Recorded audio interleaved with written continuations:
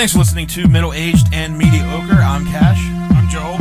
And we are a podcast about all things strange and unusual, death and UFOs, and other creepy, Cults, weird, random ghosts. There you go. Yeah. No, I'm just naming things in the room. Oh my god.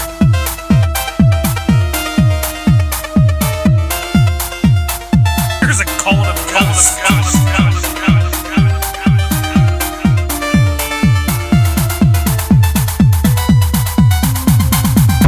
Welcome to another Middle-Aged and Mediocre Reviews. I'm Cash. I'm Joel. Here with Joel, who doesn't sound confident that he's Joel. A couple weeks Joel. off. I wasn't sure. You weren't sure. Yeah. I'm something. I'm something else. You are something. So this week we got a review of a really good film that came out during COVID. 1BR. 1BR. Came out during the COVID lockdowns, actually, when theaters and everything were shut down. So I think the BR means brown. It does not. Oh, you think the 1BR means brown? yeah. So is that like an element on the on that chart thing? Baronium. Yeah, it's one baronium. Okay, idiot. So, why would it be brown? It's clearly I don't know. One baronium. That girl had someone in there had brown hair, I think. Yeah, you know what? Now it makes sense that they would make the movie named after. Well, what's the BR stand for? Baronium. Oh, baronium. It does? Barnyard. It does. Well, Bedroom. that makes sense. One bedroom. Because it's in the apartment building. There you go. And her apartment was a one-bedroom apartment. It's all making sense now, isn't it, buddy? That's been a good review. You're putting this thing together now. We just review the title. So shout out real quick to Travis Graham. If you are watching this episode on YouTube, he is responsible for all of the intro artwork, the little Mystery Science Theater 3000 artwork that you're seeing. And if you're just listening to it, then you're not seeing any of that. And but he's still a cool guy. what are you doing with your life? Yeah. We're on YouTube. Yeah, so we're going to be talking about the movie 1BR. Came out in 2000. Are you supposed to say one bedroom when you say it, or 1BR? That's probably a personal choice. Yeah. Like, what do you feel? I feel like if I would say it, I'd be like, oh, I just watched one bedroom. I don't know. Watch One Burr. One Burr? Yeah, 1BR. I think is probably the best way to say it. I mean, you sound really hip when you say it like that. No, that's what I'm going. That's what I go for every day of my life. How can I sound the most? Well, first off, you need to pop that collar. Cash is wearing. He can barely get his arms up there. There it is. Now say it again. What's the name of the movie? 1BR. Oh wow! I feel like Count Dracula. I'm gonna go ahead and put these back down.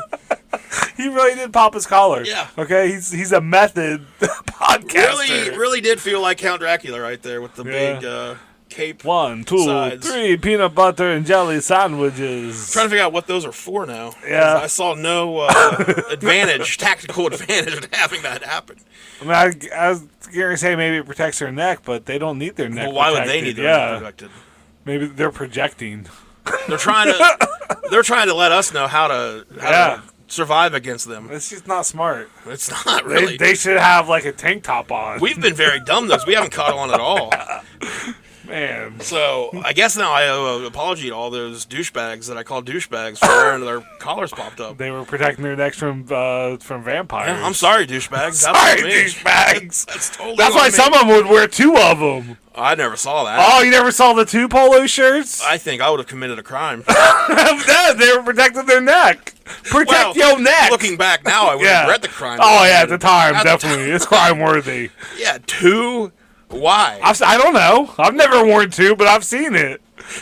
I don't know. Are you sure this isn't a dream you had? It could have been. I usually dream about dudes in fever polo dream. shirts. Yeah, that's the only thing that makes sense here. No one's naked in my dreams. They have extra clothes on. That's right, including yourself. Yes, layers. So speaking of layers, we watched 1BR. Separately. I thought about you the whole time I watched it. I was like, I wonder if Cash liked this part of the movie. Yeah. And I talked to you like you were there. Well, I held the doll of you that I had. Okay, good. The whole time I cuddled with it. Oh, yeah, we were so connected. Yeah. I think we're always connected. I don't want you to see it. The doll. Oh, the doll. I was like, I already seen the movie. So this came out in 2019. Like I said, during the COVID lockdowns, 2019, 2020.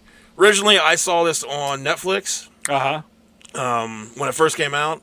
And what's weird is, I've seen this twice now. So I watched it when it first came out. And watching it again, I watched it again last night to get ready for this. Watching it again, it was switched backwards for me. So I'll explain what I mean. I remembered it in my head when I was telling you we were going to do the review of it. I remembered it in my head as it's a spoiler alert. All this is. Yeah, right now, up front, we're going to spoil the whole movie. So honestly, what you should do is probably stop listening to us right now. Go watch the movie. Yeah. It's on Netflix, Amazon, and AMC Plus, and Shudder. So go watch it. It's a good movie. I think at the end we really both gave pretty good reviews. So. And then come back and listen to this. Yeah. So here's your chance. Spoilers coming. So anyways, first time I watched it, I remember there being a long, drawn out, and I don't mean that in a bad way. I just mean there was a lot of her in the apartment complex with everything seeming fine. Yeah. For a long time. Nope. Within 15 and then the minutes, torture. Within 15 minutes, shit went sideways. So I remember it as that, a long build up, torture, finish, we're out. And it really wasn't. It was sounds a lot like my dates. Yes. Hey-oh. I don't go on dates. Okay. So it was originally, but that's not how it was. No. So it gets right the fuck into it, really. That's what I liked about it, too. It's because I kept checking the time. So I was like, wow, we're not even 10 minutes in. I just kind of knew that we'd already met all the characters. Yeah. We understood who the characters were, kind of what they were mostly about, at least the lead character, Sarah. Mm-hmm. And then within 15 minutes, shit was going sideways, and it was. I really enjoyed the pace of it. So you're saying this movie had a beginning? Yes. Okay. It shot out just all over my face. Wow. At the beginning. Okay. So I don't know if the whole opening of it, where she's first, going to check out the apartment, the open house part of it. Is it soap opera-ish to you? Kind of Melrose Place. Yeah. Yeah. It's got that weird, I felt like there was a lot of tonal shifts. Instantly, oh, there's a cute guy. Yeah. Oh, it just felt very, He's right there when she comes in at the door and. Right. So Sarah, we don't know a lot about Sarah. We just know that she's just recently moved to L.A. Her dad doesn't want her to be there. Her dad doesn't want her to be here. She has a very fractured relationship with her father. Her mother has passed. Yep. She wants to be a costume designer. So that's a little bit of a difference than usual. Young girl moves out to L.A. to become an actress. Yeah. They have that character in there, too. It's her friend from work. Yeah, that character's there. Yeah. And like I said, all that stuff's within the first 10 minutes, and none of it really felt... some of that stuff, I don't know, it could be forced in a movie. They're just trying, they just try too hard to get, some characters established, but, I don't know, I really liked how this movie, started, and, Everybody in the movie, to me, felt very natural. Yeah. Just a real person. Yeah. Especially the main girl. Sarah, the actress that plays Sarah is Nicole Bryden Bloom. To me, I've read different reviews where they say her performance is very wooden and all this, but she just seemed like a very real person to me. I didn't think it was wooden. To me, it was this is a real person in this situation. Is the way it came across. I didn't feel like I was watching. She almost doesn't have time to react to some of this stuff. It's just it happens so quickly and it's really crazy. So she gets there. She tours the. It's just this big complex. You see it a lot in a lot of movies that take place out in because I think LA's the main place these places are really located. Yeah, but it's the courtyard in the middle. The big courtyard. Yeah. Everybody kind of comes, There's one entrance. You come in the main door. Yeah. So she ends up getting accepted to live there. Her there's an open house.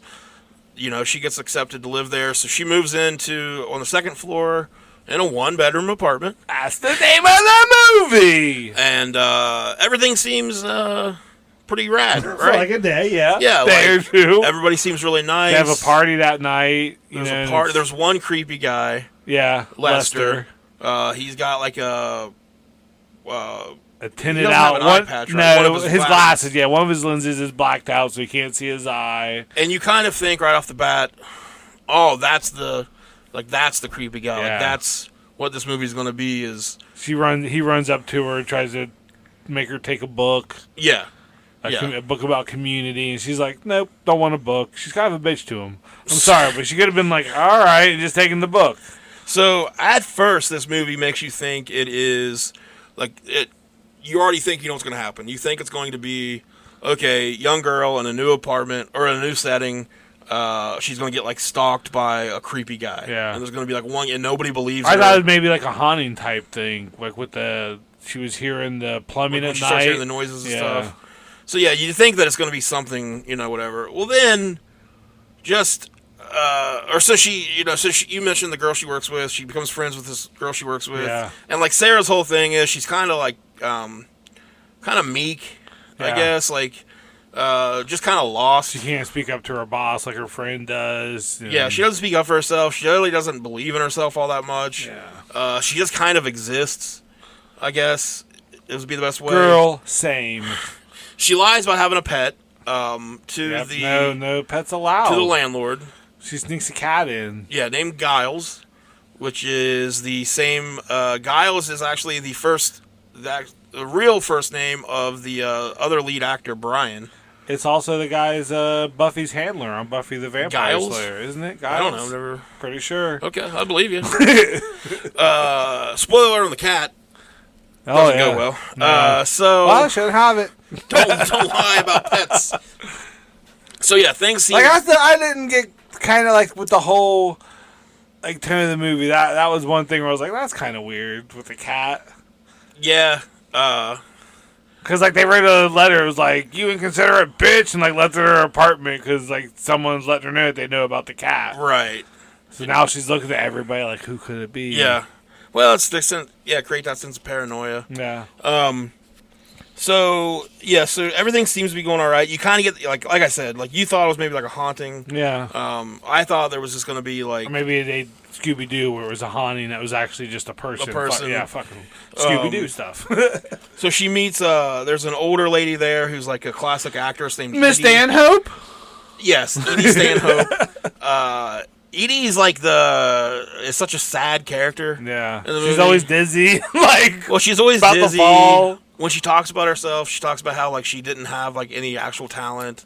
Like, girl, same. She comes across as a very sad person. And the movie, once you kind of realize what's going on in this movie, it makes sense that she's there. Yeah, because that's kind of like what's happening with a lot of these people. Yeah. So I'm trying to make sure we're not missing anything before we get into. So the haunting, you talked about the kind of thing in the haunting. Like one of the first nights she's there, there's all of a sudden this like loud ass noise, almost like a alarm or horn, and then her pipes start. Yeah, basically they're just freaking out. Yeah, she can't sleep. She can't sleep. She says that she can't sleep in the apartment, which doesn't have a bed. Right, she's sleeping like an air mattress. I think, right? Sleeping bag, I think, just on the floor. Yeah. So I thought that was a really good touch though, because when you're in like especially a new city altogether, especially one as big as LA, and then you're in a brand new apartment, like when we first move into a place, like those first few nights are kind of creepy. Like every noise you're not used to yet. You kind of like, you're just not, you haven't like settled in yet. She's on her own, not really a lot of friends in LA, and it's they definitely do a good job of like setting a tone of tension and just unease. Yeah, and using like realistic. But she keeps running into Jerry. Not Jerry. Brian. Brian is the younger guy. That cute guy. The cute guy. She wants to talk to him at the party that night and stuff. Right. So eventually, like we said, she wakes up one night. There's a note about her cat. Yep. And then she finds the cat in the oven. Yeah. Well, at first there was a note, and then that's when she left that day, and she went, and Brian invited her to a dinner party at his apartment. But instead of doing that, she went out with her friend Lisa from work. Right. And then, like, Lisa, and, like, as soon as they were going to Sarah's apartment, like, Brian just pops right out of his door and is like, oh, I thought you were coming to dinner. Yeah. And tried to invite her over for dessert. And then it was that night that she found their kitty cat in the oven. Yeah, which, I thought it was a nice little touch. How'd that cat do that? Maybe it was accidental. How did the cat turn the oven on, open the door, get inside the oven, and then shut the door? Cats are crazy. I've said it. Is that what you think happened? Oh, yeah. Is that not what happened? I thought cats, man, my cat gets into all types of shit. Yeah, no, this wasn't a movie about an unlucky cat. Well, kind of. But no, they killed her cat. They cooked it. And it was an orange cat that got cooked into lasagna, so I think there was a message there about Garfield somewhere. And then there was an intruder in her apartment as soon as she found the cat, who she thought was Lester. Yeah, and it's not. It's Brian. It's Brian, the cute guy. So that whole thing, too, that's when the movie shifts. So, yeah. And that's like 20 minutes into it or something. Yeah. I mean, it's just, it gets right to it. And you get hit by the cat thing, and you think, like, all right, fuck, that's crazy. And then like, you assume there's probably going to be some more things happen. Nope. Yep. Nope, there's Brian. And then there comes Jerry, the guy in charge of everything that interviewed first, though, Sarah fights her way away from Brian. Oh, yeah. And takes off running out into the courtyard. And the runs hallway, into basically. Another tenant. The doctor lady. Yeah, the doctor lady. She's a doctor. Her husband's a lawyer. Esther. And she thinks, oh, thank God I've been saved. Yeah. She's saying, Brian's crazy. We got to get away from him. And then Esther just pulls her, just fucking floors her. And that moment's when you're like, what the fuck is happening? Like, I remember watching it the first time and just, like, the whole first 20 minutes, I'm expecting, like, just your average, typical story here. And I remember kind of just, like... Seems like a lot of movies you have to wait around. Well, I just remember kind of watching it, but not being, like, super engaged. Yeah. And I remember when that happened, like, I remember kind of setting up and being like, oh, fuck, all right, so what's going on? She's looking around and no one else is reacting like how you would normally react seeing somebody attack somebody else. They're just standing there watching it. Yeah, so now we get Jerry coming in. She's taken to this room. Yep. It's like an empty room. It has 2 red lights, like on the wall. Well, I think that was her apartment after she woke up. I think that first she was just in a regular apartment. They drugged her because remember when she first looked at the apartment, it had those spots on the wall where they keep nailing the hands to it and puttying it over, and that's why they were like that. So I think like when they first, because they drugged her, whatever they were at, Jerry was like, we're doing this, to help you. Because she's like, somebody wanted to help me. He's like, we are helping you. Then they put the needle in her neck and she's unconscious. And then she wakes up in a room like that where all the windows are boarded up. Right. Then it has the light and there's no air. I don't know, maybe. That's what I took. That's how I took it. Like, so you think I guess they would have to change the door too, though, and everything. So you think that was her apartment? I think, because when she first looked at the apartment, she saw those spots with, like, she saw the panel where, like, normally the little, it was where it looked like it was, like, somebody just, put plaster. Well, I don't know. I'm not a craftsman. Carpenter? I can't even say it, yeah. But it showed, like, I remember when she looked at the apartment, she was looking at those spots where those eventually became the stress spots for her hand, where she had to put her hand over them. And then when she couldn't do that anymore, that's when they, the torture began. Well, that probably is the same. That's how I took it, I think as she was knocked out, then they changed it to how they want it. Yeah. And then, because she, later on, whenever she was with Lester, she's like, well, what about my apartment? And they're like, well, that's not your apartment. That's how we get people. Right. That's how, but that'll be for the new. Yeah, but that's, I guess, that's that's for the interpretation of the viewer. No, I think you're right, though. Okay. Yeah, I mean, that makes sense. That never happened, so I'll take it. What do I do? Do I win something? I'm right? I'm right. You have the sense of being right. I don't know. Like, for a second, you're better than everybody. I might pass out. I can't take this. It's too much. You gotta act like you've been there before. Give me a second, man. Whoo! Water. Man, yeah, some water. I was right. Splash some water on your face if you need to. God damn, I was right, man. Oh, I'm gonna cry. All right, let's go on with the movie. Okay, so let's see what else I can be right about. So she wakes up. She's in this room. she's in her apartment. Yeah. And it's been emptied. You're right. And now, but then I do gotta wonder though if that's the case. I really hope I'm just about to prove you wrong. But then it looks just like one big room though, where her apartment had. Where'd the lights come from? Like the red lights that buzz on, those weren't in there in her apartment. Well, I think I remember there was like a little square thing too she saw, where it looked like it was like a panel that was covered up. Okay. We'll have to watch it again. So maybe you're still right. I'm gonna start pulling that back from you now. That's what you do. That's typical shit. You know, you build me up just to knock me down, and then I'll never leave you, and that's how you keep me. Yeah. Yeah. I'm basically a cult leader. You're so fucking stupid, Joe. Which is what we're talking about in this movie, is right. a cult.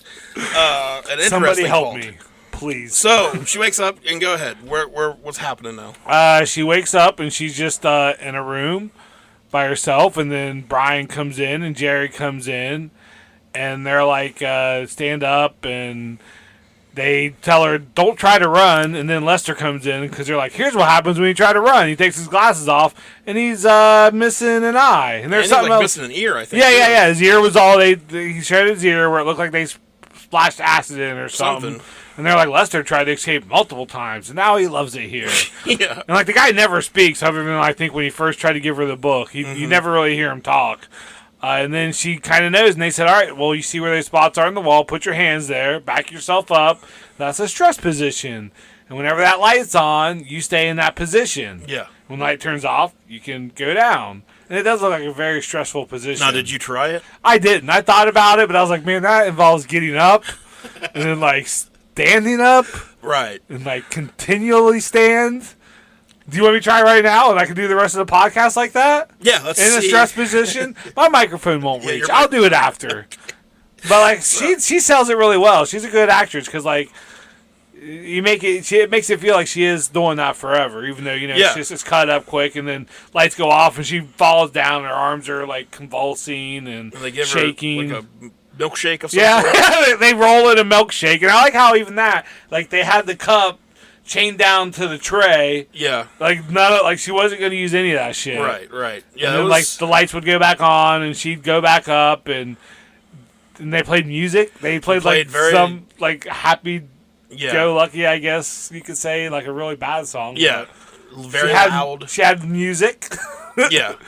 So, basically, they just torture her for a number of days. With stress position. That's about it, though. But it's lack of sleep. Yeah.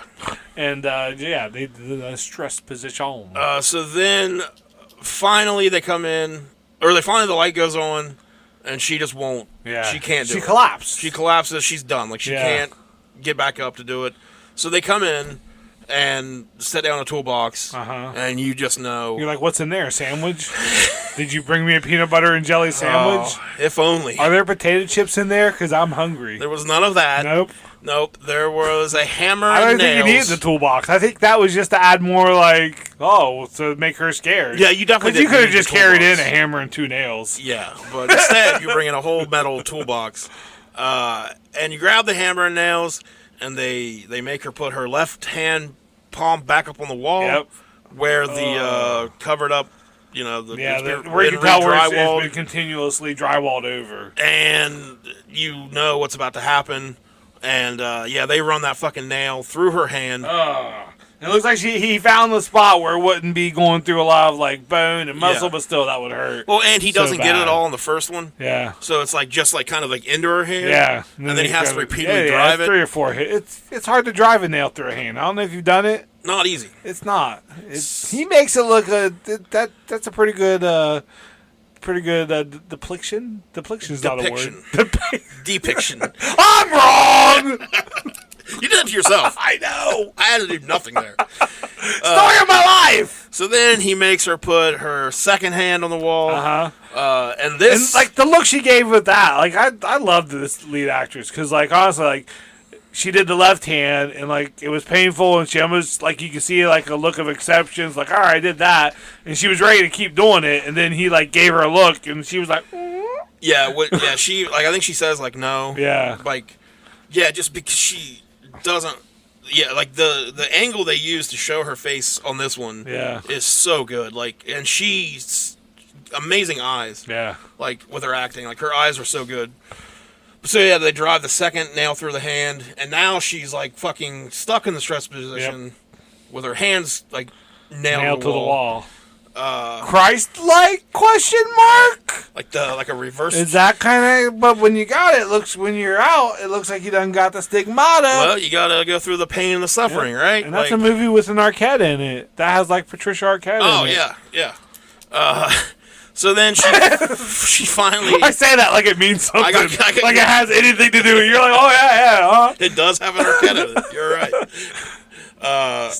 So then she finally just like yanks one of her hands. Well, she has like she's like going kind of crazy, and she thinks she hears her dad. Yeah. Like, hey, I'm right outside the door, honey, come on. And then she thinks she sees the door open, and she's like, come on, you just gotta. And she just rips both her hands out of the nails, but everything's locked up still. Oh, and at some point they brought in the old lady. yeah. Be a friend to her. Yeah, saying we've all been through this. And yeah. This is for your best, honey. Yeah. So in my day, I fucked George Burns. Why would you say that? That's not. That wasn't in the movie. No. I was thinking, man, if I was alive when George Burns was around and young, I'd fuck him. Mm-hmm. So you projected your wants and desires on a poor old Edie. In the Stanhope. So. She does. She rips her hands off. Talk about carpet burn. Come on, man. I don't know. And the where'd that cigar go? George why Burns. Carpet burn? I don't. Because George Burns, and he always had a cigar. I don't know. So, anyways, she rips her hands free. The guys come in. They're like, all right, you're done. She's got through the torture. Yeah. So then we get some weird interviews with her. Where she's interrogating her, like tied up to a. She's lie detector. Yeah. And they keep asking her, "Do you want to be a part of this community?" Well, first they're like, "When was your first sexual experience?" Yeah, I was like, "What?" Yeah, they say that there's no secrets. No, our hands are going to the table, but nothing funny going on. No, but yeah, they wanted to know like her sexual orientation, her first sexual experience, just. Yeah. They want to know about her. Yeah. And then they ask, do you want to be a part of this community? They sent out emails as her because they were like, someone's going to look for me. And they're like, oh, we're going to play you this voicemail. And it was her friend Sarah where she must have they sent emails to their work as Sarah. And then Lisa got all upset and like, bitch, you crazy. I ain't your friend. And so now no one's coming to look for you. Yeah. So every time she responds with like, yes, she wants to be a part of the community, they're just like, yeah, no, you're not. Well, she even says no, and they were like, it's okay. Well, at one point she does. Yeah. But like, I think there's one point where she's like, I do, yes. Yeah. And they're like, yeah, no, you're lying. They try to, I mean, they build it up as like, you know, yeah, community where there's like these 4 pillars. I can't remember. Security, openness. Acceptance is one. And Fruity Pebbles. Yeah, so it's based on this guy back in like the 60s or 70s or something like that, like made this community.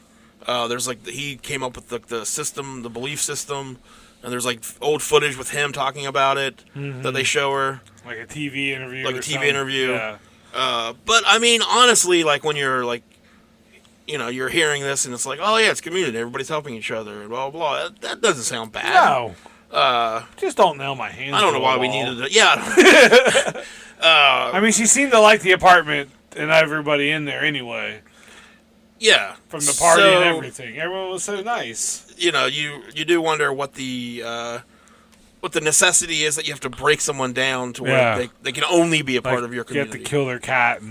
Because only certain people are allowed to go out into the world. Yeah. Like the guy, Jerry, has like a buzzer. Yeah, and he lets people out because he's like, and she looks amazed when someone leaves, and he's like, well, we can't change the world unless we go out in it. Yeah. So there are some people that are allowed, but he doesn't allow everybody. No, and he says maybe one day she might be able to, and they slowly give her more responsibilities inside the building, and...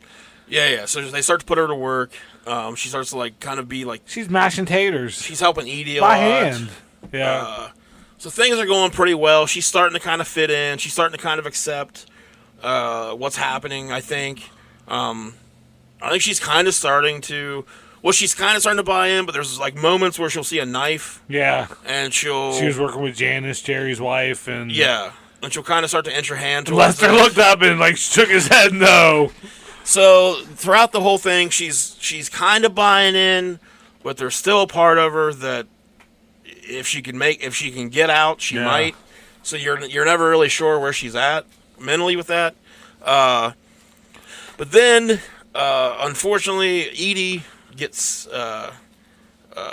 she's bedridden. Yep. And because she has a really bad fall, like they start letting Sarah be a part of the security team, like to watch the footage security, because they're watching everybody at all times. Yeah. And even dude pissing, they had it. Yeah. So she does see, like, you do see like her make the connection on her face that like that means the guy, like the David or Brian, the cute guy she's into. Yeah. Like she kind of makes the realization that he's probably seen her naked. There's like that little, where she kind of like gives him a look like, fuck. Yeah. Did you see that big turd I laid? But she sees Edie fall on the camera. And they make such a big deal about it. Like, wow, you're watching the camera that... Yeah, so... like, Brian never would have looked at that screen. So they end up having, like, the whole community kind of comes into Edie's room. Yeah. And she's in her bed. I was like, is it her birthday? Because they were kind of like, I don't know. Well, because she's not doing great. Yeah. She's doing real bad. She had that fall. She's doing real bad, So Sarah's, like, kind of, like, there, and she's kind of, like, you could tell, because she says, like, I'll step out. I just kind of feel like I'm in the way. Yeah. And Edie's like, no, I want you here with me. You're pulls part her of... onto the bed, holding her hand. So, Sarah's kind of like, okay, I kind of get this. Like, this is a community. Like, I think you kind of get that moment. You see that she's starting to kind of maybe be into this. Everybody love everybody, like Jackie Moon says. Well, then Brian comes in and says he wants to say a few words about Edie. And Brian starts to talk about how Edie's the one that, like, was the first one to talk to him when he first came here. Back then it was Miss Stanhope. And he keeps saying, the way he keeps talking is implying that she's about to go somewhere. Yeah. And you could see, like, the actress that plays Sarah, the confusion. Such a good scene. Because she is just, like, little pieces of what's happening start to, like, hit her. She looks over and sees what they're about to do with the oxygen tank. Yeah, so she starts putting this together, and you can see it in her face where it's like she's connecting all the dots, but they put like a bag over Edie's head. Yeah, and like she starts to do something before that, and Brian goes, "Don't ruin this." Yes. And then they basically just take away all of Edie's oxygen. Yep. And suffocate her. They kill her. And Sarah's, and they tell her, like, well, she couldn't contribute to the community anymore. Yeah, she's like, I'll take care of it. And I'm like, no, like, we need you to do other things. Like, it's just, she's not, she's so, just... rough to be an elder in this community. Don't get hurt. Don't grow old if you can't help it. Glad she's finally reunited with George Burns in heaven, and, that's good. So, I think that's kind of when I think that kind of like to me it kind of made it to where like she would never buy in all the way. Yeah, just seeing that happen to Edie, I think, because like her mom died from cancer, and she took care of her, and I think there was like when she took care of Edie, like there was kind of that motherly daughterly bond, and then they killed her. So then we find out what the community's purpose for Sarah is, or Sarah's purpose for the community is. She was accepted in the community to be the replacement for Lester's lost love. Lester lusted after her. Yeah. She caught Lester's lust. She reminded Lester of a woman that had previously been in the community that he had been in love with. His wife. Yeah. So they accepted her and groomed her to be his new wife. So she is now with Lester. And the whole time you kind of think that I thought Lester was like trying to help her, because Lester's the one who tried to escape a couple times.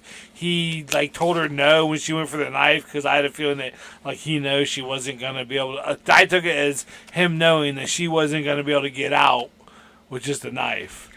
Right. But then like Lester seems all down to fuck her. Like they go, like he calls her into the bedroom. And kinda, but like they never. Well, they get interrupted. Interrupted the first time, but like, he kind of does. But like, I can't honestly tell if it's because, like, he thinks, okay, she's accepted this community, so we are together now. Yeah. And like he's lonely, So like I All can't. he knows are being washed, and he's just trying to. Yeah, I could never really get you never really know where Lester is, like what he stands on this until the end. Yeah. So yeah, then they get the first night together. They get interrupted because Sarah's dad has showed up. Yeah. Then they showed like they put all of Sarah's apartment back together again. Yeah. Because they like made her tell her dad, "We'll come back tonight at 6." Right. Yeah, give us a couple hours. Yeah. So they like make him never come back again, or we kill him. Yeah. So Brian stays. Community. Brian hides in the closet while Sarah breaks up with her dad. Yeah. Real mean to him. And Sarah basically He even like comes out and like is standing behind her dad. Yeah. Because he comes back in the room but he gets to leave. He doesn't die. So she ends up basically telling her dad to fuck off and never come back, and she hates him. She said, "I told Mom that you were cheating on her," and he slapped her. Because she walked in on her dad cheating on her mom years ago while her mom was dying. Yeah. So she's never really forgiven him for that. He's with the lady that he was cheating on the mom with, and so he leaves. That's part of the reason why she went to L.A. because she saves her dad's life. Yep. And a single tear. This girl loves single tears. Yes. She's the single tear queen. Which I like it. Turns me on. No, wait. So then,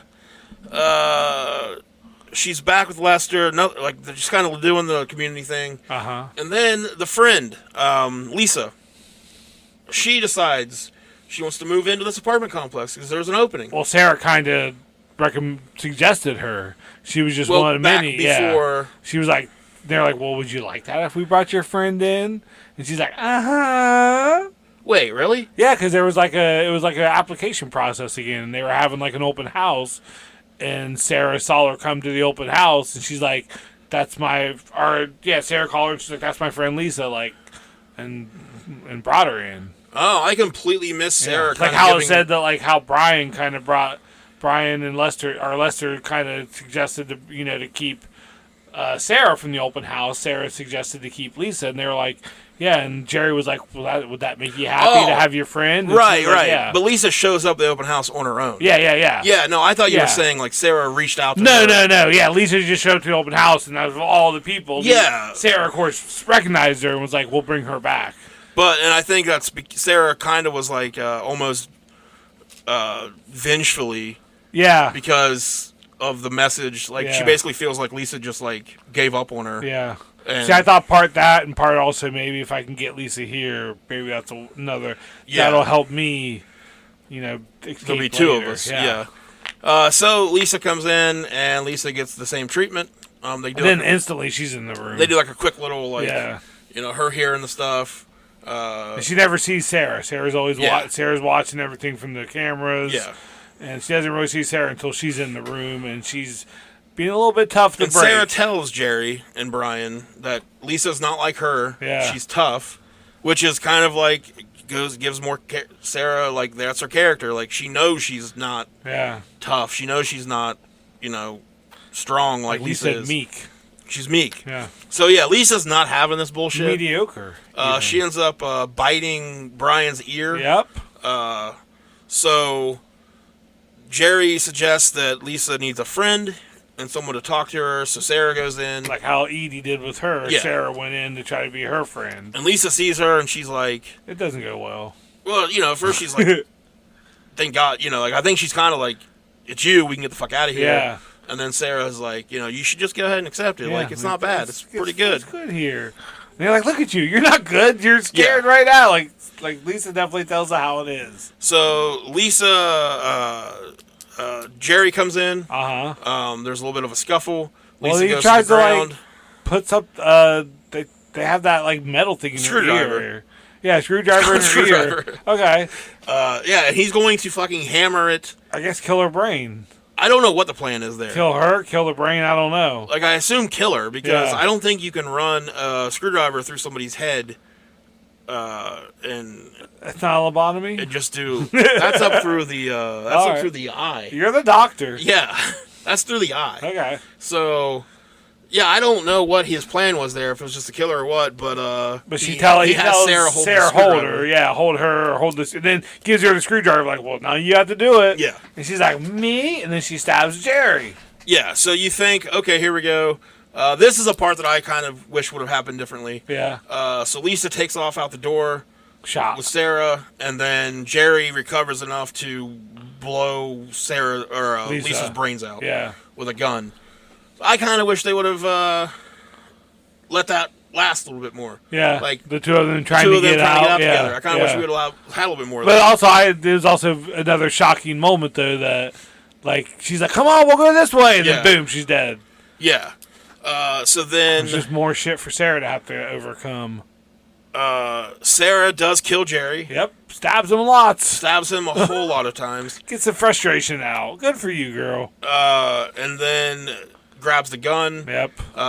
Everybody's kind of coming out at this point to see what's going on. The entire complex. Like, stay back, motherfuckers! And then she... Janice that comes running at her with a knife, but she shoots at Janice and doesn't hit her, but just makes her drop the knife.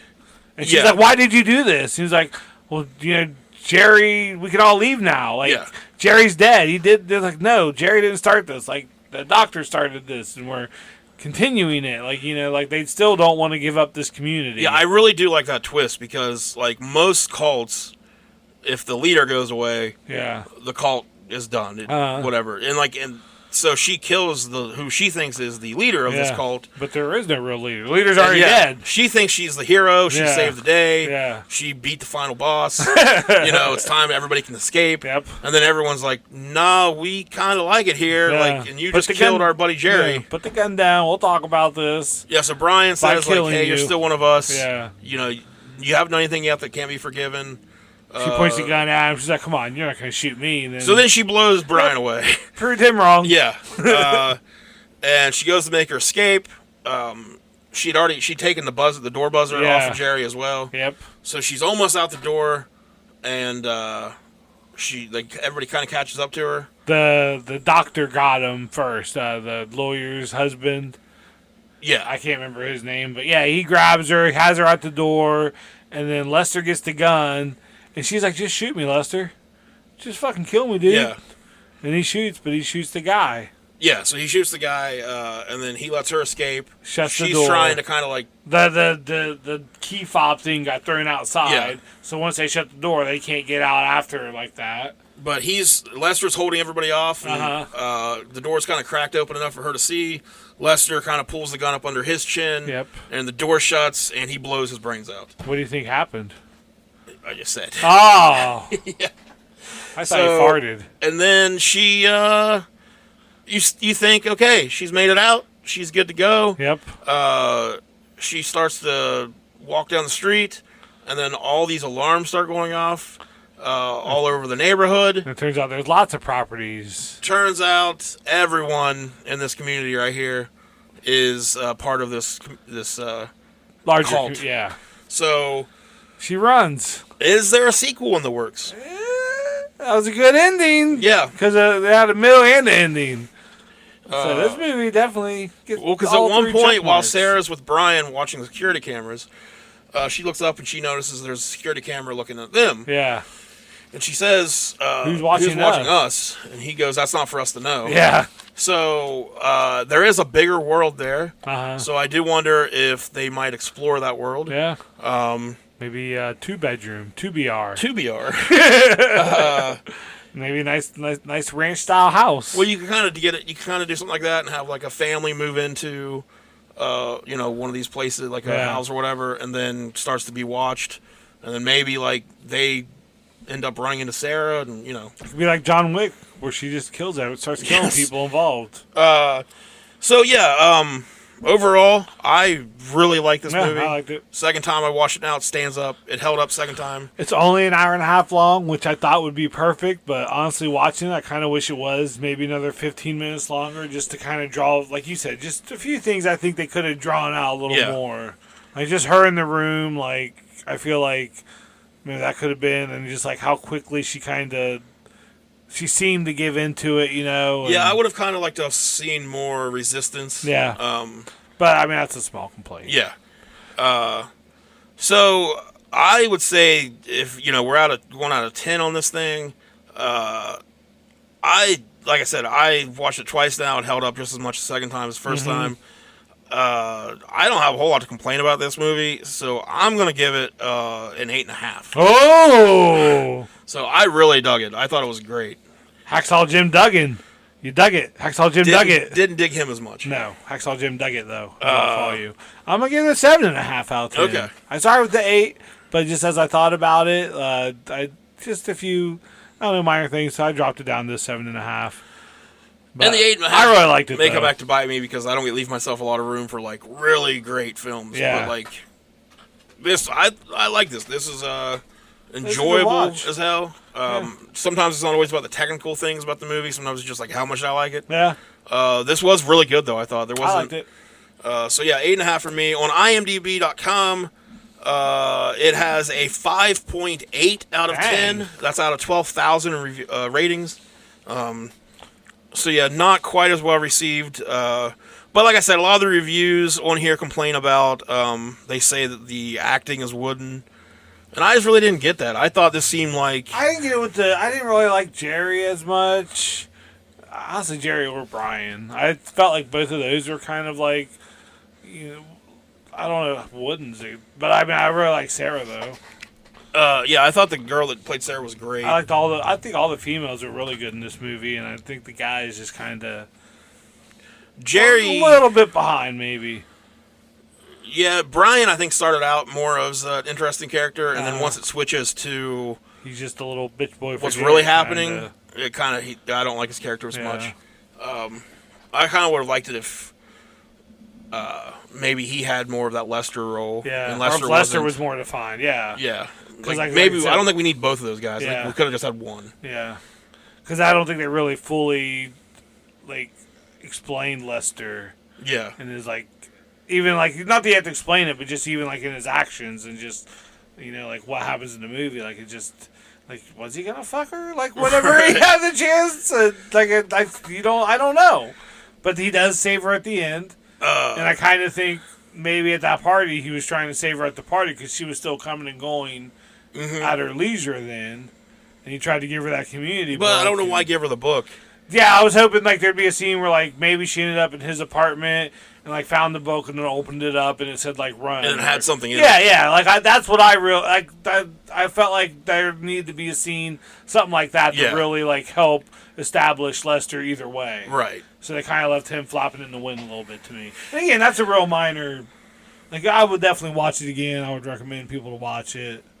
So I mean, these are minor little. The movie did have quite a few obstacles, I guess I would say, in the way of being made. There was a fire in LA in the area where they were filming. I wasn't there. You weren't there. You didn't do this one. I didn't start the fire. Not this one. Okay. There was the original actors that were cast as the two leads, Sarah and Brian. They both dropped out right before production started, and then the original actress that was cast to play Edie, she dropped out, but she dropped out for pretty valid reasons. The other two, there's really no... Did she die? They don't know why. No, but I think her husband did. Okay. But the other two, there's really not a lot... I don't know why they dropped out. Yeah. And then one of their production trucks got stolen off the lot, and then it was involved in a high-speed chase. So I wonder if it was really filmed on a lot or at an apartment complex, because they did a good job making it feel like an actual apartment. Oh no, it was filmed. Actually, I have a note about that. Okay. I'm glad you mentioned that. It was filmed in an actual apartment complex that was actually active. Oh, people living there. Wow. Yeah, so they had to film it kind of around people coming and going and stuff. They're all right, you can't come up to your apartment between the hours of 3 and 7. Yeah, we got a lady nailed up to the wall in there. So. All right, so yeah, really good movie. Check it out. Again, it's on Netflix, Amazon Prime, 1BR. It's on Shudder, and it's on AMC Plus. So give it a watch. Let us know what you think. We're going to take a break, and we will be right back afterwards. Thank you. Thank you.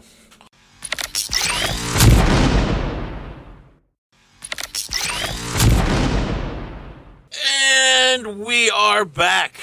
I'm awake.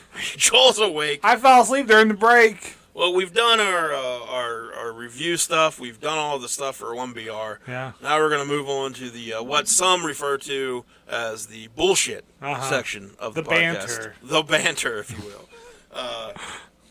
The verbal masturbation. This is where the gloves come off, you know what I mean? Oh, yeah. Yeah. You can't masturbate with gloves on. Well, you can. They make special gloves for that. Oh, do they? Probably. Probably. I assume. Now we got to figure that out. And if they do, and that company wants to be a sponsor, we will sell your jerk-off gloves all day. All right. Masturbation mitts. Ooh, you're already making the product. Masturbation. So here we are. And I had asked you last week, probably, if you wanted to, we'd have a little bit of a wrestling discussion, professional wrestling discussion. We put it out to the internet to see if anybody had any questions. Dustin Burwell. I think a lot of people were too intimidated to respond. That's what it was. Because it's hard to talk to your heroes. What do you say? Yeah, you want to say everything, so how do you know what to say when your heroes, are listening? People are awful at interacting. Yeah. I'll say that much. Yeah. Really let down. Really disappointed. All of you. But, do better. Dustin did have a question. We'll get to that one. My daughter's like, I'm sorry. And I'll say, don't be sorry. Be better. Yeah. Yeah. You shouldn't say that to her. I shouldn't? I don't know. What is she apologizing for? Well, usually it's like if it's something where I told her not to do it, and then she does it, and she's like, "Oh, I'm so sorry." I'm like, "Well, that's why I'm like, don't be sorry, be better." This is why I said not to do this. Like I'm trying to learn her, trying to teach her, trying to learn her. Yeah, I want to learn you today. You gonna learn something today, girl. So you could. Yeah, I guess that makes sense. I'm a good dad. You teach her like, hey, don't regret shit. Yeah, just don't do it. Oh, she says sorry about everything. And on vacation, I was like, you cannot say that. I don't care what you do. Do not say that you're sorry again. All right, I won't sorry. She's too meek. Like what we're talking about in the movie review. Like I just want her to be stronger. If I tell her to do something, don't be sorry. But okay, Dad, I'll listen to what you say and I'll. Put that in my... This movie had some lessons on how to handle it. Yep. So... Nails to the wall. Feel bad for Lou. I don't have any hammers. Feel bad for Lou Cat. I don't cook. Come on, get out of here. Right. So, do you have any... You want to get into some... So the big news from professional wrestling world. The biggest news of it all is Vince McMahon...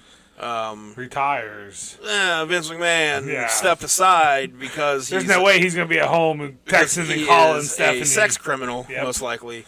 I'm sure they were like, "Hey Vince, why don't you go ahead and retire now?" So you brought a lot of bad publicity to us. I think I think the Wall Street Journal is working on a story that they're supposed to be putting out before too long, and my guess is some people with some inside information have figured out what's about to come out in that article. And they're distancing. And I think this was a very much, you need to get away. Yeah. Like, we don't want you, because he is like a majority stockholder, stockholder, but they still have a lot of advertisers they answer to, USA, Fox Sports. The networks, so they, I feel like this was... everybody, the SmackDown intro with Stephanie out there, WWE is a fucking cult, man. Just watching that was some of the most culty shit I have ever seen.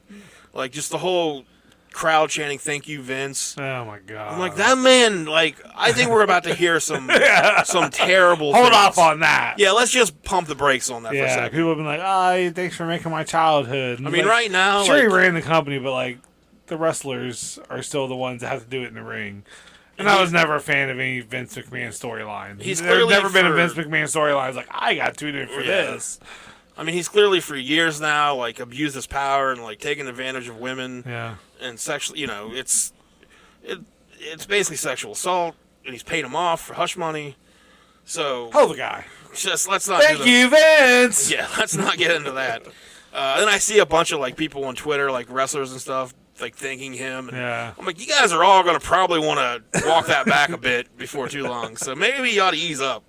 It'll be fun to watch going forward, I guess. There was other big news with Brock Lesnar apparently leaving the building. If he's gone, I'm gone. Yeah, there was a quote I saw. Which... But then I guess I didn't watch SmackDown, but I guess he did show up at the end and he beat up Theory. Yeah. Which is good, because that guy sucks. So yeah, but that's the big news, is Vince McMahon is we're about to find out a lot. I saw a tweet, so Vince McMahon, he's notoriously known as a hard worker. He'd always be, first one there, last one to leave. What shows do you think Vince McMahon will binge watch now that he's got all this time from being retired? And you gotta think he's probably been working hard for the last 50, 40 years, so he's missed all of them. The Apprentice? I don't think, so here's my grim prediction. I don't think Vince McMahon lives much longer. Yeah.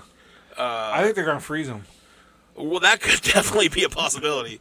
But I just, he doesn't look good when he comes to the ring. And when an average human being that is, all about work and whatever, and they retire, they typically don't last a long time. They don't have anything to live for anymore. Yeah.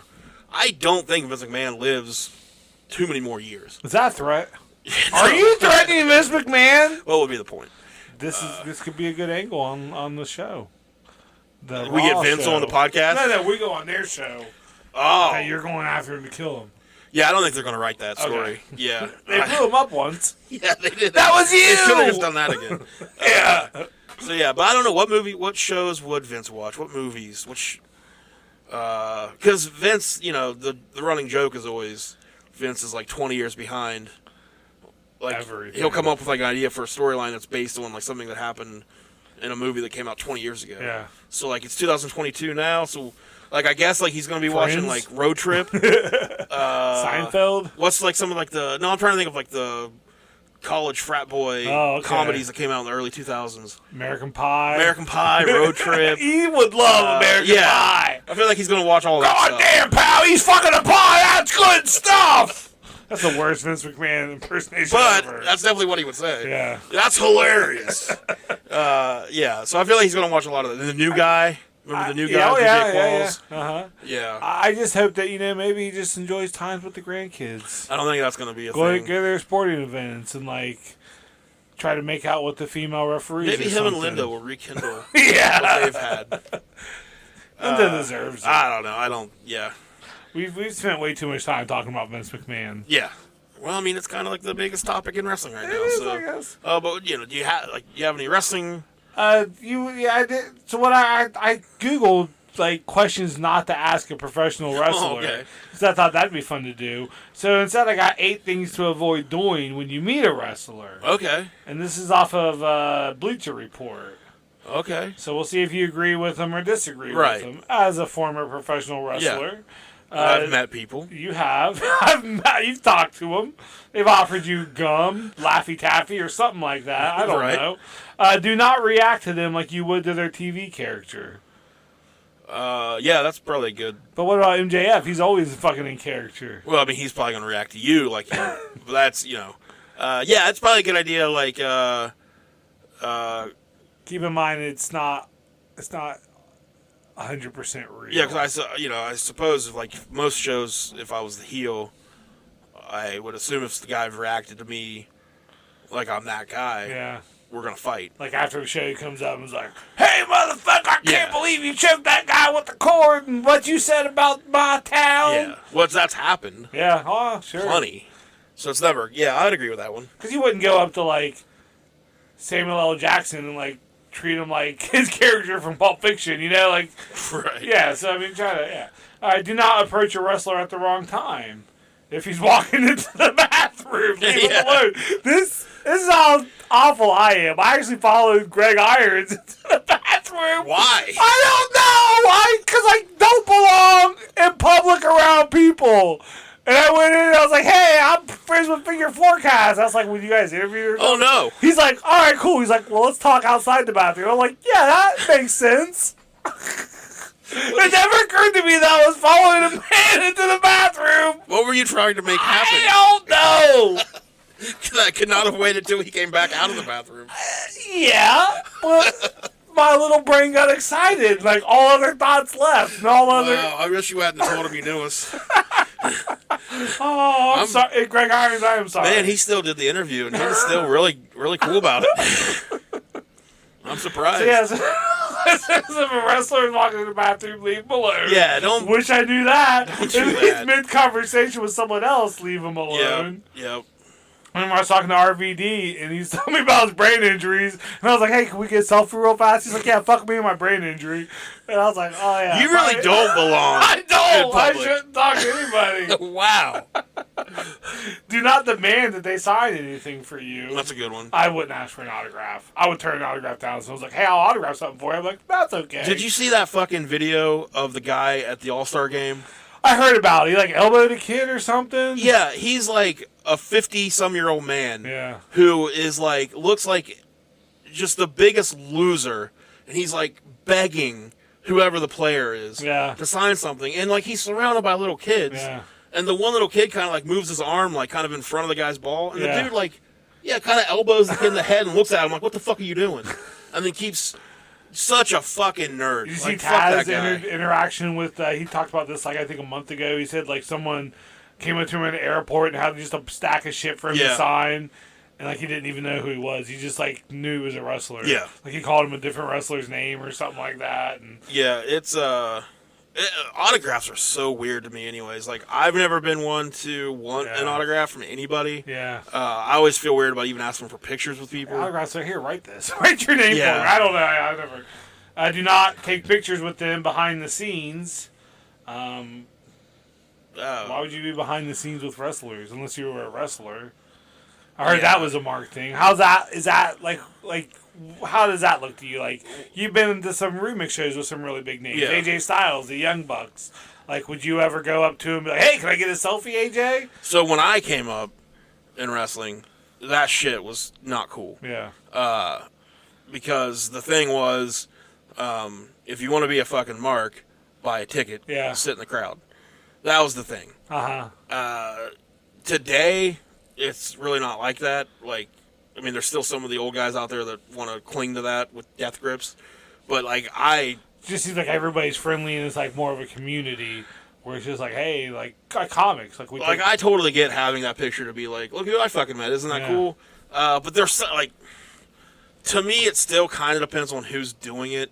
Like, there's people that are in wrestling. Like, I think if you worked a match with someone, I think it's cool to be like, selfie, like, we just worked a match. Yeah. You know, like, but it's like, you know, if you're like I don't know. Well, I was never a wrestler. It's hard for me to say. To me, it's like, so there's certain people that are, like, on wrestling shows that should not be on wrestling shows. Like, they're not properly trained. They have no fucking business being on the show, but somehow they've worked their way on. Somebody or silver tongue. And to me, that person is just a mark who is unfortunately in the locker room. Yeah. And I hate when I see those kind of people. That's how I felt at every your guys' show when I was like a ring announcer. But you weren't trying to like say like, oh, I'm a worker. Yeah. You know, like I just wanted to help these the people show believe they're however like wrestlers. Yeah. And I'm like, you're not. You're not trained. You're unsafe. You couldn't go out there and call a match in the ring. Yeah. But like, so if I'm in a locker room and I see that kind of guy go up to say AJ Styles, like say we're all like on a show together. Yeah. Back when AJ was doing indies. And he's in the bathroom going over his match. No, AJ's just chilling, and the guy's like, "Hey, do you mind if I get can I get a picture with you?" The guy that doesn't belong in the locker room, to me, I'm like, "Get the fuck out of here! Like, buy a ticket. You shouldn't be there anyway, so don't like." Now, if Jason Kincaid goes up to AJ Styles and is like, "Hey, man, like, you mind if I get a picture?" Like, that's two dudes that are peers. Yeah. And you're just kind of like, like you kind of stand up comedy. Like, you kind of get pictures with people because you want to remember. Yeah. So that makes sense to me. Yeah. But, like, I hate seeing guys that don't belong do it because then I'm just like, get the fuck out. And I always see, like, the fan pictures of people that, like, go to live events, like the WWE live events, and, like, stand where the wrestlers go in. Yeah. And, like, they're, like, just in line trying to get selfies with them and stuff. To me, that's just, like, with the autograph. Like, if it's not, I don't know. I've never been a picture person. I've never been an autograph person. At Remix, when DDP was here, DDP fucking forced me to take a picture with him. I did not want he took my phone and gave it to Tim and like made me get a fucking picture with him. And, like he had the half diamond up. And, like he pretty much had to grab my arm and do it. I was like, what the fuck? I can totally picture this. Yeah, leave me alone. I don't care. I don't need this. Like, it's cool to meet you. I deleted it as soon as Tim handed me my phone back. I did. I was like, I don't want this. I hope DDP doesn't hear this. I don't care. He was kind of a dick, man. Really? Like, yeah. He had a whole thing where like he refused to like get flat, right? Yeah, we had like an idea for something involving DDP yoga. And he refused. He's like, that's not why I'm here. I'm here for wrestling. I'm not here for DDP yoga. And we're like, what the fuck are you talking about? So, he's a Jersey guy. I don't fucking. He's like your typical New Jersey guy. Yeah. So, fuck Jersey. That's what you're saying. All right, this one. Do not use insider terms unless you're actually in the business. Yeah, just stop it. I hate that shit. It's a total work. It's a shoe. Yeah, don't do that. Did you see where MJF went out and shot? Or like, don't. I've had like wrestling fans come up to me and like, if I have remix, like if there's a name, they'll try to like use their real name. Oh yeah. I'm like, fuck off. So what do you think Phil Brooks is going to show up to next? Yeah, don't be. Just, Congratulations, you know it. Yeah. Good job. Good job. You have the internet. This, you could easily take out the word wrestler and replace it with any fucking buddy. Okay. But this is, do not disturb a wrestler if he has headphones on. Oh, yeah, 100%. That's like that's what I'm saying, like anybody. That's anywhere. That shit pisses me off when at the gym. Yeah. When people will come up to you and start talking to you, and you kind of like finally look over at them and they're still talking. You're like, or they make the motion to pull the thing out. Like, you better have something real fucking good to say to me. I was going to mow the other day, and I was kind of in a pissy mood, imagine. Mm-hmm. And I had my headphones on, the mower started, and like a work van pulled up behind me, and I'm on the sidewalk, and I see the guy like motioning towards me. So he's like motioning me to take the shit out. Yeah. And I was ready to be like, what the fuck? And I was like, yeah. He goes, oh, are you going to mow here? Am I in your way if I park right here? Like, just being super nice. And I was like, oh, no, you're fine over there. But I was, like, so ready to just be, like, angry at him. But he was just trying to be a nice guy. Yeah. Nice guys can fucking suck it. Do not ask a wrestler to sign a billion different things. Yeah. Just don't ask him to sign anything. Yeah. Autographs are so fucking stupid. Oh, I got fucking Ric Flair's autograph. Like, cool. I can't imagine being like famous enough that you like the Taz thing. I can't imagine being that famous where somebody's like, "Here's a whole box of things. Yeah. I want you to sign them for me now." Or like just like a stack of 10 photos. Like, do you want me to sign them out to anybody? Oh no, just your name, because you know they're just gonna. But the way those people act, though, like if the first time if I was ever that famous. The first time I was approached by somebody and they had a whole box or a whole stack of shit, and I told them, no, like, nice to meet you, but no, thank you. Yeah. Because they always act like, is this how you treat your fans? They're entitled because they know of you and they like you, so like you have to. The things I would say. Yeah. Yeah. I would. You get canceled so fucking fast. Yeah. The last one is do not interrupt him while he's eating. Which again, don't interrupt anyone while they're eating. Don't interrupt anyone while they're eating. I mean, that's like shit I was taught when I was fucking 5 years old. Right. Someone's in a conversation, I still follow Greg Irons in the bathroom, so I can't. You did follow Greg Irons in the bathroom. My brain just stopped working. I don't even know, man. I don't even know. Yeah. Or wait, maybe I was in the bathroom and he came into the bathroom. Let's not try that. I think, now, seriously, now that I think about it, I think I was in the bathroom and he came into the bathroom, we started talking, and I tried to take a selfie in the bathroom. He was like, well, let's just do that out there in the hall. I don't think I followed him in, because that does seem like a bit, you gotta admit, that seems like a bit much even for me. I would hope you'd have... Now that we talk, because this was years ago, it was at a show in Marietta at Lafayette. And for like one of these just awful promotions, like 615, I don't know. Oh, I thought it was the one at ASW. No. This was like just a shitty ass promotion at like the Lafayette, where like the ceiling's a foot higher than the ring, And I'm pretty sure that now that I think about it, we talk about it. I was in the bathroom. He came in, but I did try to take a selfie with him inside the bathroom, and he was like, "Let's go out in the hall and do that. Let me finish up in here first." Yeah, good save, Greg. That's what happened. Because that would be a weird picture for you to have, like, Greg Irons in the bathroom together. me wash his hands. So what was Dustin? You said Dustin, our good buddy, sent a question. So Dustin Alexander, he asked what I thought about Ric Flair's retirement match and the angle leading up to it. With Shawn Michaels at WrestleMania? Man, Right. dude, that was special. Because, like, Ric Flair was like, I'm not going to lose again, and if I do, I'll stop wrestling. So he was actually winning some matches on Raw, and then, like, it went to Shawn Michaels at WrestleMania, and somebody was getting a blowy during that match. So that's a special thing about Ric Flair's retirement match. But he was like, I love you, I'm sorry, and super kicked him and pinned him. And that was Ric Flair's retirement match. Thanks, Dustin. Thanks for listening. So, at what point during the retirement match did the it was like happening kind of. Was there a end finish? of the beginning? Oh yeah, there was a before beginning. the finish? Oh yeah, there was a finish before the finish. So you couldn't even make it the whole time. I wanted to see the end of it. It was Ric Flair's retirement match.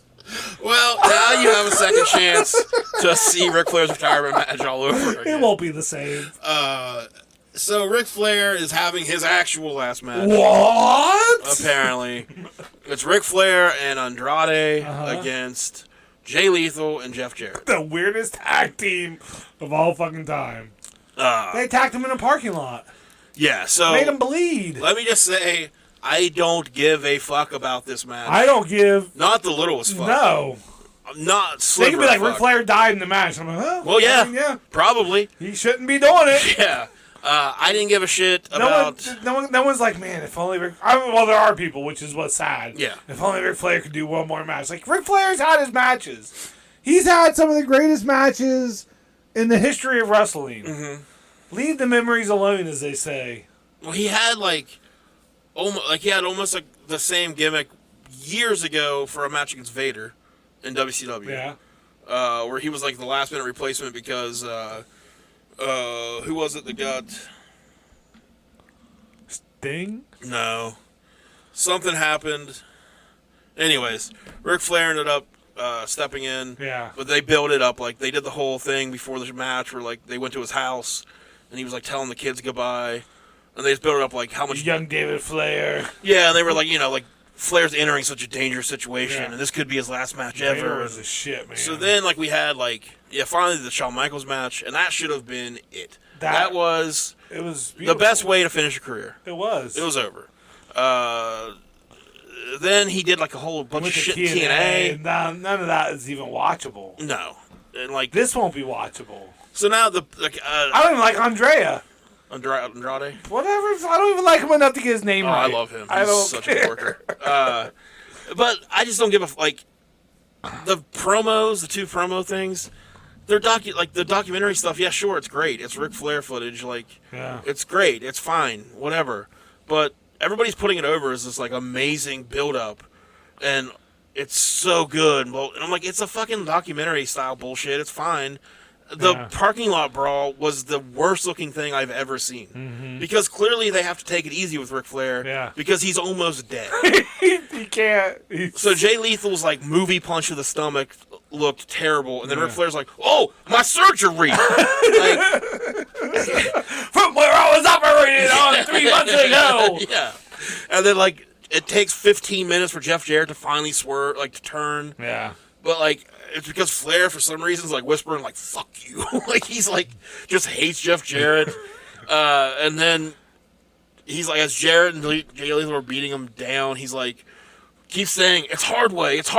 And, like, so are we supposed to believe that everything before that he'd agreed to? And that now it's too far? Like, I don't understand what it's supposed to be.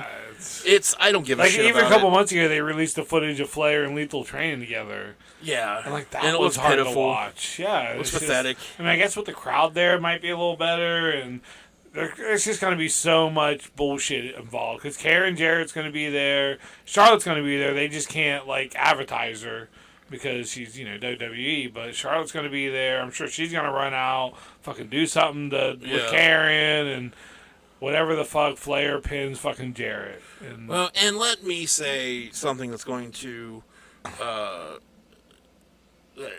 you're not supposed to say. Okay, I'm gonna write this down. I Yes, you. think Ric Flair is overrated. I will not write that down. So You've always thought that. always, Oh, okay. always. Well, since not like when I was a kid, Yeah. but like But looking back. when you only had Flair in small, so like back in his heyday, basically only live audiences saw him, and then pay-per-view audiences Yeah. for the WCW NWA pay-per-views. So like you only saw him limited times. Like it wasn't like you were once Nitro hit, and you started seeing Flair every week. He was good at building up a promo for a monthly match. Amazing at promos. Yeah. Still one of the best promo guys of all time. Yeah. Can't take that away from him. But yeah, his matches are all pretty much. But his Flair matches flop, up over the aren't turnbuckle. Yeah, I mean they're great Yeah. before the Nitro era. Like him and Steamboat, that series, Sting, yeah. incredible. Him and Terry Funk, Barry him Windham. and Sting, Wyndham. Those are all of that kind of shit is amazing. I feel like after he came back from WWF, him and Bobby Eaton, an amazing main event. Yeah. Him Clash and of Champions. Numerous guys. Rick Steiner, I think, had a great match with him. So numerous guys. But then like he would work every week on Nitro, and yeah, you would just be like, oh yeah, it's the same exact match over and over and over and over again. Knee and just... So at a certain point, I'm like, to me, he's been done for years. Like the Shawn Michaels thing was amazing because of the story and it's Shawn Michaels. And where he was too at the time in WWE, he was taking a lot of losses, and then they kind of turned him around. They built him up for that match, and he should have just stopped. Yeah, but I think that's the bottom line. I think Ric Flair is overrated. I think we look at it with like too much nostalgia for like the early stuff. But once TV happened, he was not a guy made for TV wrestling, for weekly TV. He was there wrestling. to pop a town. Yeah, so that's my thoughts on the Ric Flair retirement thing. Okay. I have no plans on watching it ever. There's like a whole card. There's a whole card built around it. I think it is on pay-per-view. It's next Sunday. Because Saturday, Jeff Jarrett will be the special referee in the tag match. Weird. I know, just because it's in Nashville. Yeah. And then Sunday, he's going to be wrestling. I assume it's going to be Andrade and Jay Lethal carrying most of the match. Yeah. And there'll be a lot of outside Sadly, stuff. though, that means the heat's going on Flair. Probably. Because you would have to put the heat on Flair. I mean, I guess you could have Flair take the hot tag, but good lord, is that going to be a bad hot tag? I hope he doesn't try to do the thing where he flops up over the turnbuckle. If he does, it's going to be sad. It's I don't know. Maybe he'll pull a Kurt Angle where it's like he's like Kurt Angle. I was told a story by Chase Stevens, where he said he was working for TNA at the time, and Kurt Angle showed up, and it was like one of Kurt's first. It was like when Kurt was like doing really bad, and he said he pulls into the Universal parking lot or wherever they are down. Yeah, Universal, and he like takes Kurt like so long to like park right, and he's just like having so much trouble like just moving his body to whatever. And Chase is like he's kind of watching this from like over by the building, and he's like it takes Kurt Angle like felt like years to get out of his car, get his gear from his trunk, close his trunk, and walk to the building. Like he's like it just like not much pep in the step. Yeah, like he could. I mean, Kurt could barely move, right? He can't move his head. Like his neck's so bad. Fucking neck. His arm, like everything about him is just pretty much done. Like, so he walks in, gets like coffee, can barely like hold his coffee cup. Actually, spills his coffee. Just terrible fucking physical condition. Then he said, showtime comes around, and he watched Kurt like get ready, and like he could barely move or whatever. Kurt's music hit, and he's like, all of a sudden, I'm watching fucking like 2006 or whatever. Like Kurt Angle go out there, like he just all of a sudden everything came back, and he's like he goes out there and has this ridiculous match. Just looks like he never lost a step in his life. Then it comes back through the curtain, and he's done.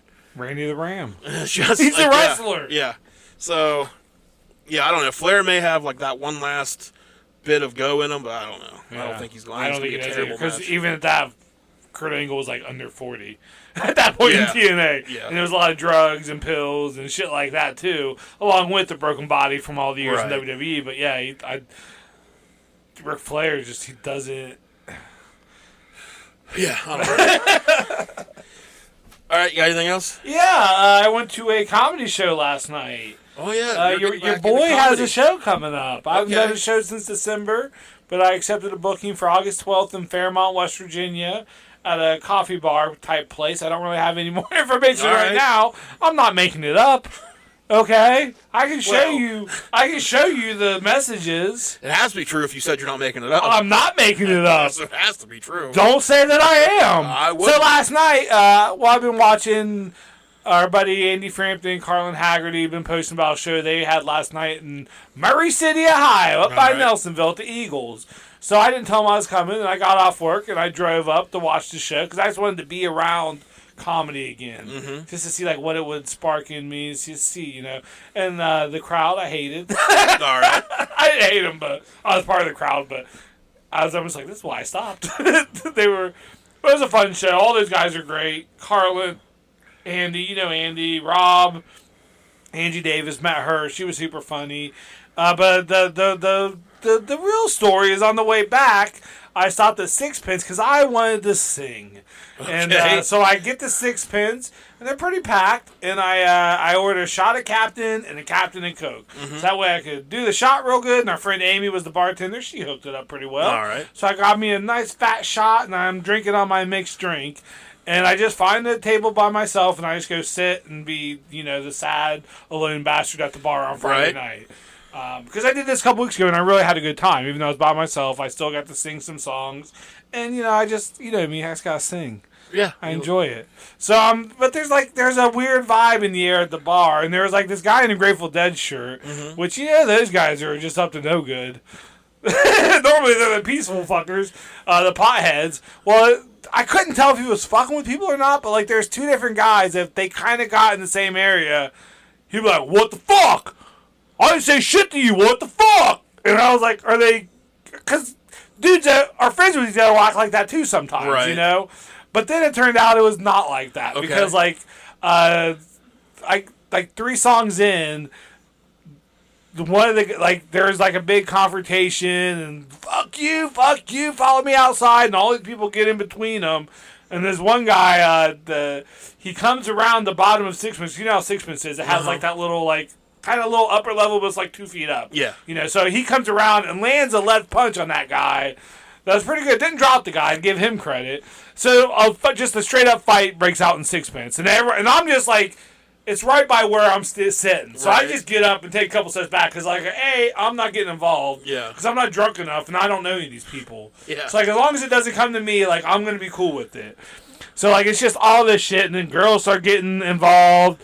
And, this guy's kind of, trying to pull this girl away.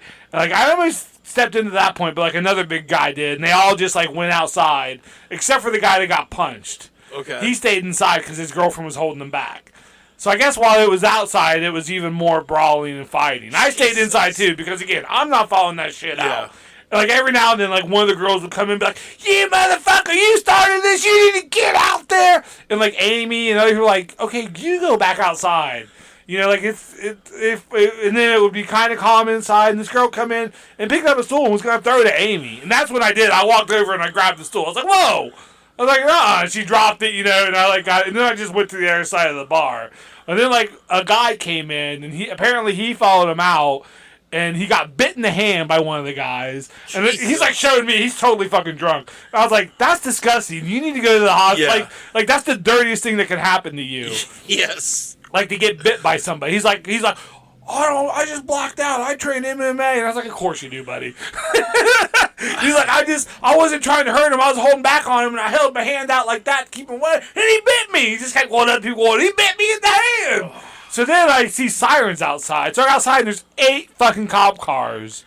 All right, that's one more than 7. That's... Not quite 9. Not quite 9. But there's 8 fucking cop cars all pulled in, and they don't take anybody away. So I go out there, and I'm kind of talking to Amy. I'm like, so did you guys point out who was doing the fight? And she's like, oh, yeah. Because I still see him in the fucking parking lot. And, they're just walking around, and all the cops are, congregated. I was like, so what the fuck's happening? Like, nothing. Like, they just, I guess they were like, while I was inside, like 10 people were fighting in the parking lot. Jesus. But none of them, like, some of them left, but like the two main aggressors were still fucking there. Yeah. So I just waited for the cops to leave, and I was like, I'm getting the fuck out of here. Because I would stand outside, and I was like, I just want to sing.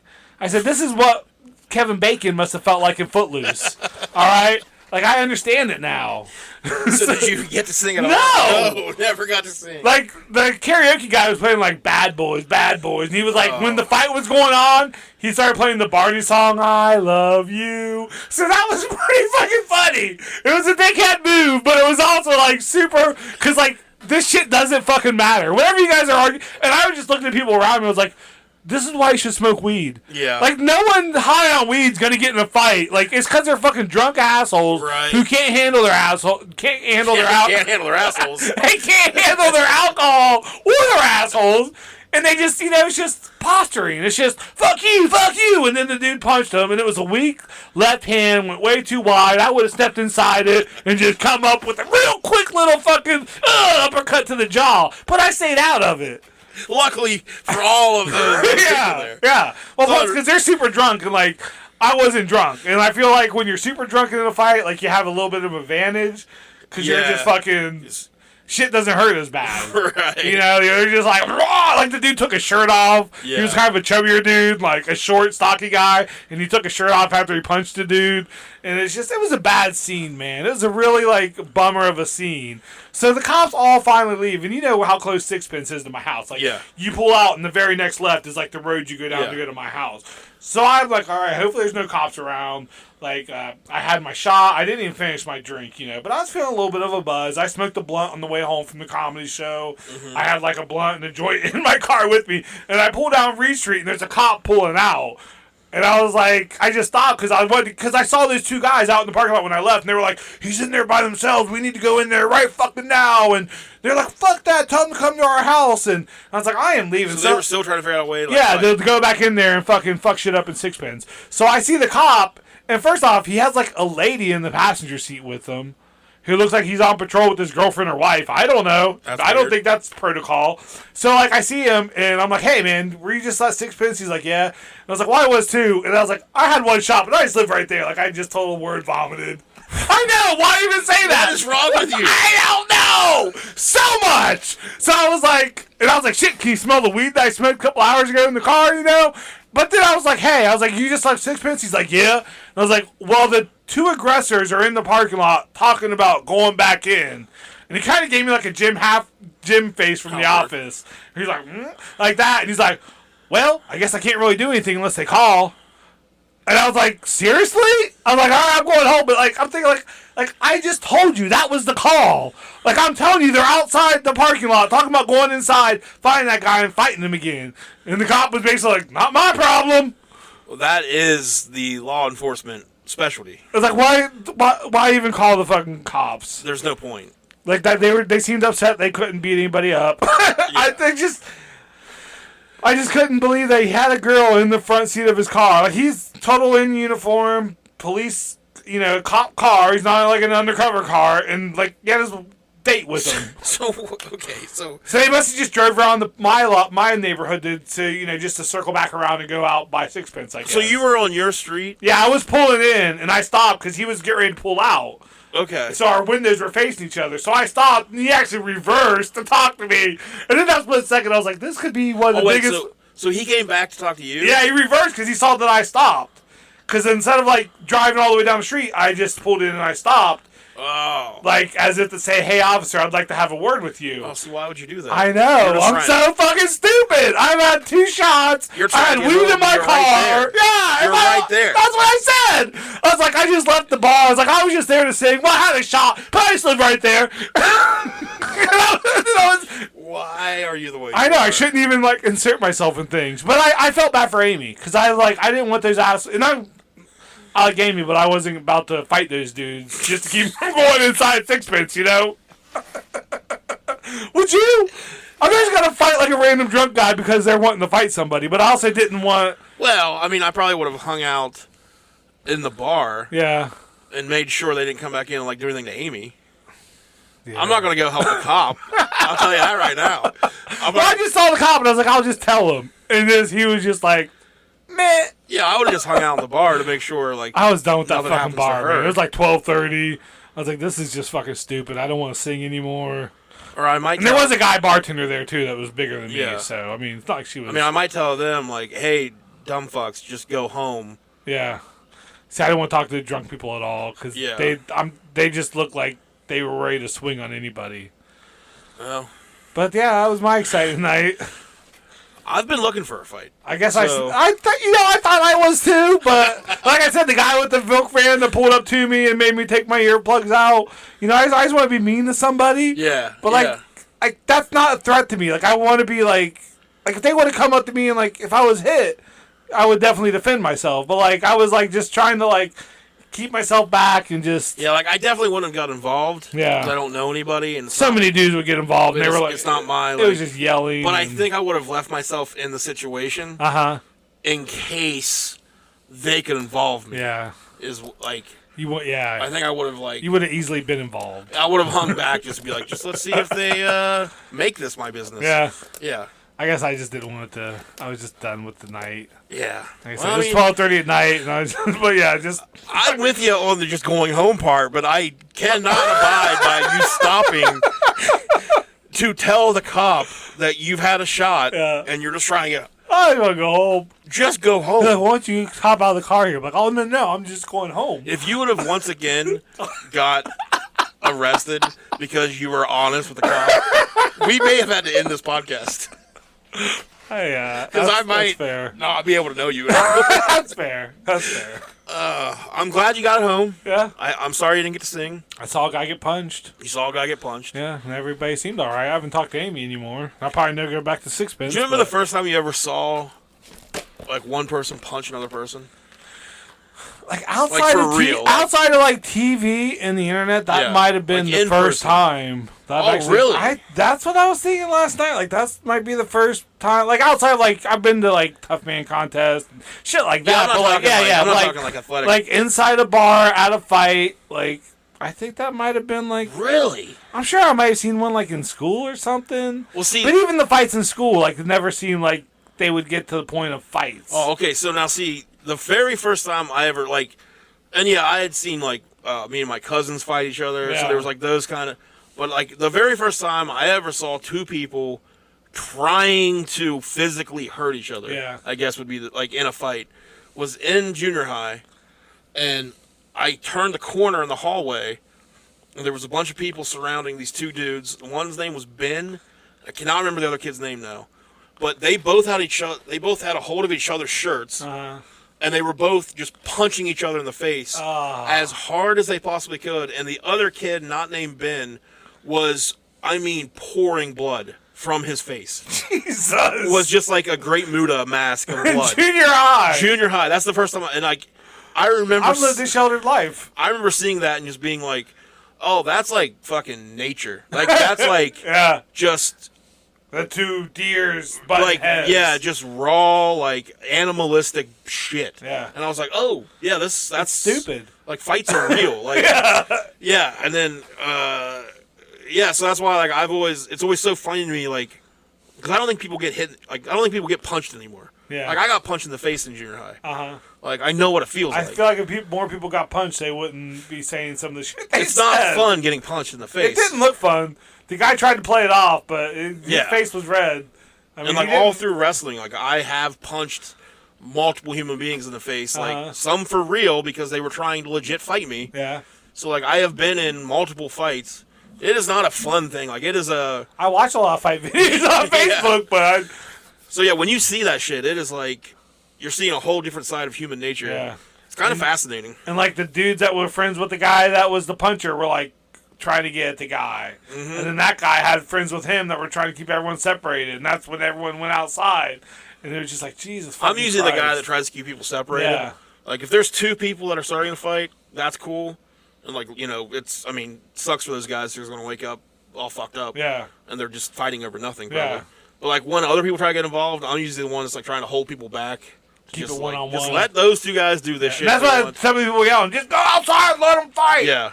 Like, outside in the parking lot where there's cars everywhere and concrete. Like, there's nowhere a good place to fight. I mean, Because, like, our buddy, I was at a party like a rock star, and I didn't see this, but it was at Sixpence, where he was apparently making jokes with some guy's girl, and the guy didn't like it, and fucking punched him, and when he fell, he hit his head off the curb, and, like, I had to run out there, and, like, I saw the aftermath, where he was, like, in and out of consciousness, and they're like, just keep him awake, and I was drunk as shit, so I was, like, flipping his ear and his nose to try to annoy him awake, and it worked! He lived!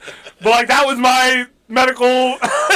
Not bad. I bullied him into staying alive. Is that why you want to be called Dr. Flip? Dr. Flip Dr. Flip switches. switches. Well, yeah, like, that's... I don't know. I'm too big of a pothead where I'm like, man, why fight? Yeah, I mean, fighting's definitely not... I feel like I also, if I would have been a night where I had taken 4 or 5 shots before I went to the bar, and I had a shot there, and was in another, I might have been right in the middle of it. Yeah. Well, I'm glad you're okay. Thanks. Glad you made it home safe.